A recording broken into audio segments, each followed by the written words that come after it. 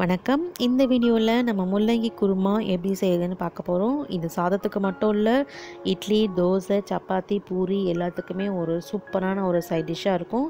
வாங்க இது எப்படி செய்யுதுன்னு பார்க்கலாம். முதல்ல நம்ம மசாலாவை ரெடி பண்ணிக்கலாம். ஒரு மிக்ஸி ஜாரில் 5 பச்சை மிளகா, காரத்துக்கு ஏற்ற மாதிரி கூட குறைக்க செஞ்சுக்கோங்க. 2 பெரிய வெங்காயம், அதுக்கப்புறம் 2 தக்காளி, இது எல்லாத்தையும் போட்டு நம்ம அரைச்சி பேஸ்ட் ஆக்கிக்க போகிறோம். ரொம்ப நைஸாக அரைக்கணும் இல்லை, கொஞ்சம் குறுக்குறன்னு அரைச்சா போதும். இப்போ ஒரு கடாய் சூடு பண்ணிக்கலாம். இதில் கட் பண்ணி வச்சுருக்க முள்ளங்கியை நம்ம சேர்த்து நல்லா வதக்கிக்க போகிறோம். இதில் எண்ணெய்லாம் ஊற்றணும் அவசியம் இல்லை, வெறும் வானல்லையே இதை போட்டு நல்லா பச்சை வாசனை போகிற வரைக்கும் நல்லா கொஞ்சம் வதக்கிக்கணும். அதில் இருக்க தண்ணியெல்லாம் போயிடுச்சுன்னா முள்ளங்கிலேருந்து வர ஒரு ஸ்மெல் வராது.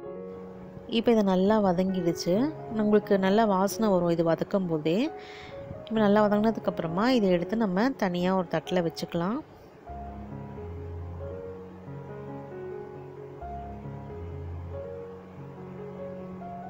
இதில் ஆயிலெலாம் சேர்க்கணும்னு அவசியம் இல்லை, நம்ம வெறும் வானலிலேயே நம்ம இதை வறுத்துக்கலாம். இப்போ இதெல்லாம் எடுத்து தனியாக ஒரு தட்டில் வச்சிடலாம். அதுக்கப்புறம் குழம்பு செய்கிற பாத்திரத்தில் கொஞ்சம் நல்லாவே தாராளமாக எண்ணெய் விட்டுக்கோங்க.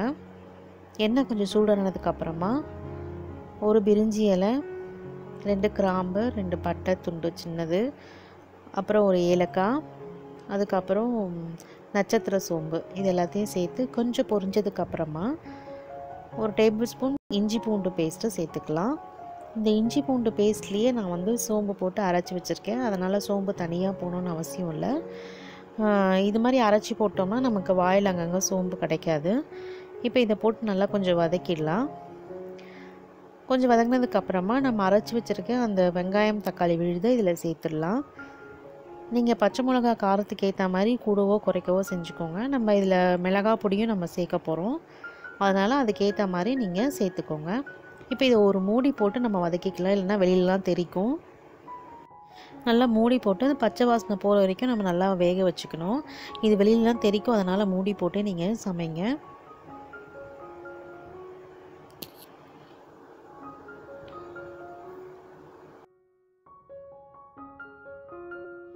இப்போ இந்த மசாலா நல்லா வதங்கிடுச்சு, பச்சை வாசனை போயிடுச்சு. இப்போ இந்த ஸ்டேஜில் நம்ம அந்த வதக்கி வச்சுருக்க முள்ளங்கியை இதில் சேர்த்துடலாம். சேர்த்துட்டு நல்லா வதக்கி விட்டுக்கலாம். இந்த மசாலாவோட நல்லா சேர்கிற மாதிரி நல்லா கொஞ்சம் கலந்து விட்டுக்கோங்க. அப்புறம் இது தேவையான அளவு தண்ணி சேர்த்துடலாம். தண்ணி சேர்த்துட்டு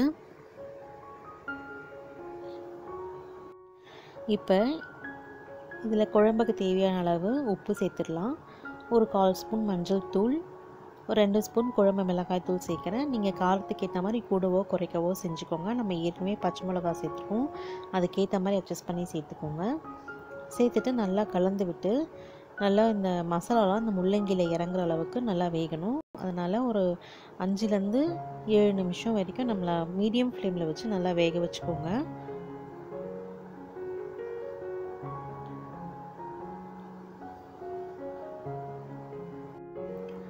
இப்போ இது நல்லா கொதிக்குது, இந்த முள்ளங்கியெல்லாம் நல்லா ஓரளவுக்கு வெந்திருக்கு. இப்போ நம்ம அரைச்சி வச்சுருக்க தேங்காய் பேஸ்ட்டு இதில் சேர்த்துடலாம். நம்ம 1 கப் அளவுக்கு தேங்காய் பேஸ்ட்டு சேர்க்குறேன். உங்களுக்கு தேங்காய் பால் சேர்த்து தான் பிடிக்கும் அப்படின்னு நினைக்கிறவங்க தண்ணியை குறைச்சிட்டு தேங்காய் பால் மட்டுமே சேர்த்து நம்ம வேக வச்சுக்கலாம், அப்படியும் செய்யலாம். இது நல்லா கலந்து விட்டுட்டு நல்லா மூடி போட்டு இந்த எண்ணெய் பிரிகிற வரைக்கும் நம்ம நல்லா கொதிக்க வச்சு இறக்கணும்.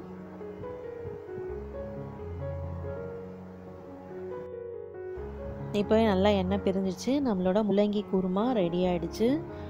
இப்போ இதில் கொத்தமல்லி தழை தூவி நம்ம ஸ்டவ் ஆஃப் பண்ணிடலாம். ஸோ முள்ளங்கி குருமா எப்படி செய்கிறதுன்னு பார்த்தோம். நீங்களும் ட்ரை பண்ணி பார்த்து எப்படி இருக்குன்னு சொல்லுங்கள். நன்றி.